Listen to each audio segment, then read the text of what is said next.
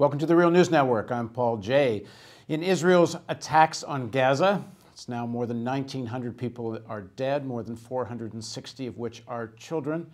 And the debate within Israel perhaps gets even more chilling on just what the plans might be. Now joining us from Ramallah is journalist Max Blumenthal. He is an award-winning journalist, best-selling author. His latest book is Goliath, Life and Loathing in Greater Israel. And as I said, he's in Ramallah, the occupied Palestinian territories, or now some people say the state of Palestine. Thanks for joining us, Max. Good to be with you from this dungeon in Ramallah. So the debate, when you look at the sort of debate in the Israeli press, one of the things jumped out at us. This is a piece by Moshe Feiglin. He has an article he just wrote, an op-ed, where he said his plan for Gaza. And it more or less comes down to let the people of Gaza know that the attack is coming, give one warning, allow people out. In other words, let people leave and go to Sinai, but I thought the Egyptians would have something to say about that. In his piece, he doesn't mention that. And that then flatten the place, more or less, and then occupy the place completely and essentially ask people to leave, encourage people to leave, give people money to leave, and then occupy Gaza with Jewish settlers and claim Gaza fully as a piece of Israel. In other words, a forced expulsion. That's his strategy for Gaza, and bomb the hell out of the place to get there. How serious a position is this within Israeli discourse? Well, before the assault on Gaza began in earnest, before Operation Protective Edge was announced, Feiglin, who is one of the deputy speakers of the Knesset, called for Israel to cut off electricity and water to the Gaza Strip. There are signs around Israel which are calling for this in public streets, saying it's the moral thing to do. And this is, very mainstream right now. The Israeli army has done just that. They attacked Gaza's only power plant. They've refused to restore electricity to the Gaza Strip from the outside, and 90% of the Gaza Strip is without water because of the attacks on the sanitation system have been so thorough. So Plan Feiglin is really come to fruition through Operation Protective Edge. Now, during Operation Protective Edge, there's a sense of frustration in Israeli society that they didn't quite finish the job. The sense is that, okay, 1,800 people have been killed. All the Israelis I've been speaking to are aware of the level of civilian casualties. Over 300 children have been killed in the last month, most of them under 12 years old. But the soldiers are very frustrated. Israelis are frustrated that they feel like, in another year or two, there'll be another operation like this and 2,800 will be killed. And how long will they have to live with the Gaza Strip? How long will they have to live with rockets and tunnels? They want to finish the job. And Feiglin is catering to that mentality by calling for this plan of expulsion and reoccupation. Many of the Israeli soldiers, as they were going in during Operation Protective Edge, were singing, "Let's go back to Gush Katif," referring to the settlement that was evacuated in the Gaza Strip in 2006. Many of the people I see at right-wing protests are former residents of Gush Katif, and they're really pushing for reoccupation of northern Gaza. But beyond that, there's the genocidal aspect of Feiglin's remarks.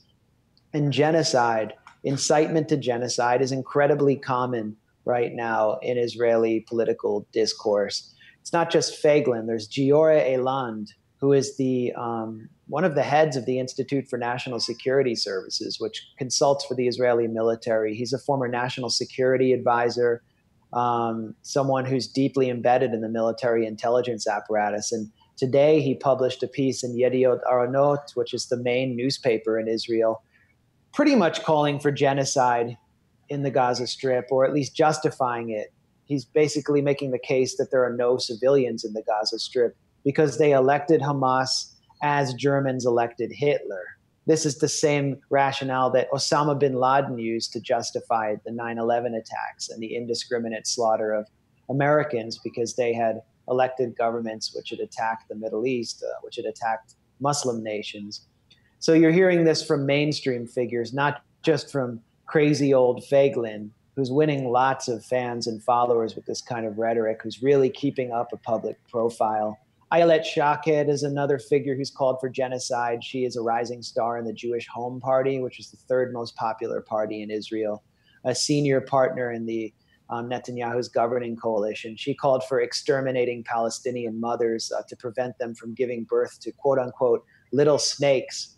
And last night, along with Leah Tarachansky, who's your correspondent for the Real News in Israel, Palestine, I followed a march of settlers led by this group, Women in Green, who established new religious nationalist settlements around the West Bank. We followed them up to the Jaffa Gate in the old city of Jerusalem. And there we heard more genocidal rhetoric.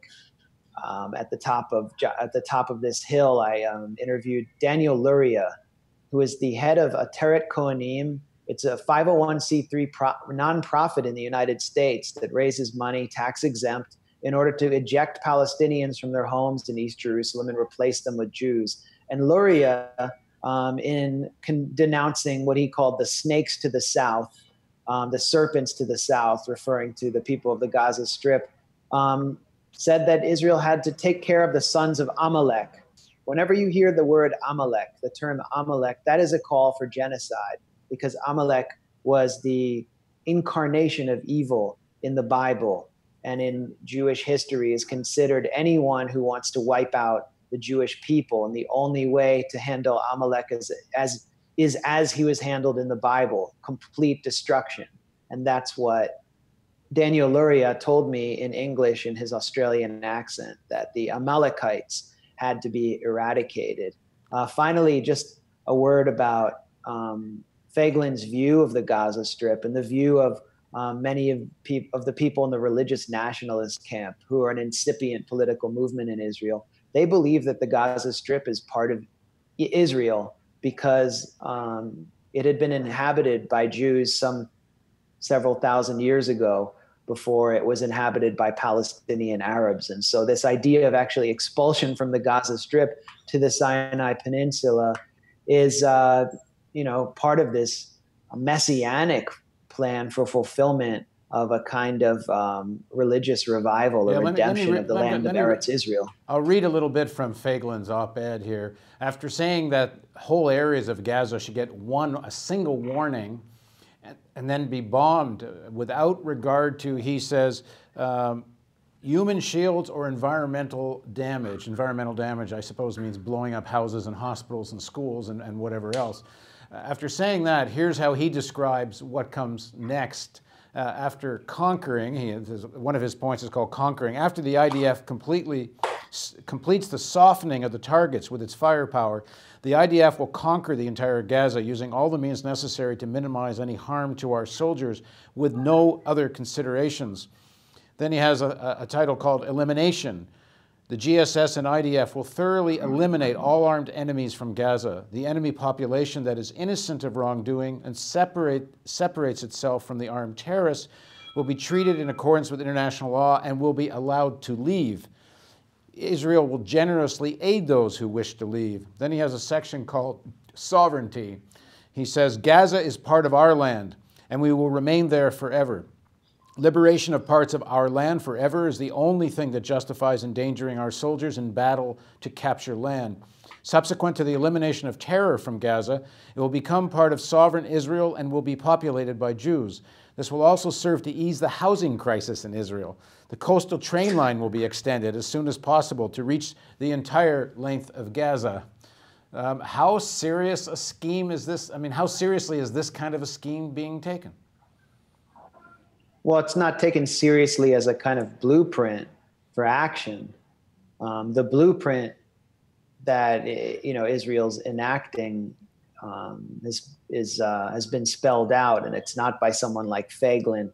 But what Feiglin is doing is, he's just a demagogue who's playing to the most base impulses of Jewish Israeli society, and those impulses are towards genocide. The way that the Gaza Strip has been conceived, according to the designs of Zionism, makes genocide possible. And the way that Palestinians are viewed in general, but particularly in the Gaza Strip, in the increasingly eliminationist Jewish-Israeli mindset is something that should concern everyone who thinks that sort of modern industrialized nation state with a highly educated public that claims to be a democracy could not commit genocide. I mean, I think we are witnessing some kind of incarnations of genocide in the Gaza Strip right now. And what Feiglin is doing is, go ahead. I said you would have thought there was some kind of line the Israelis would cross that would be, a little bit too far for even the American political elite and media elite. But what's going on now, there doesn't seem to be a line they can cross that will actually erode what seems to be almost completely unconditional support. Well, let me talk about that in the context of the logic of maintaining the Gaza Strip as a kind of human warehouse. I mean, the Gaza Strip is its population are 80% refugees. They've been ethnically cleansed from what is now Israel. Many of them are from the areas that rockets are fired to, and they can't be allowed to return because they will upend the Jewish demographic majority. That means that if they were Jews, they wouldn't be in the Gaza Strip in this ghettoized area. They're being kept there simply because they're of the wrong ethnicity, and so they have to be kept there.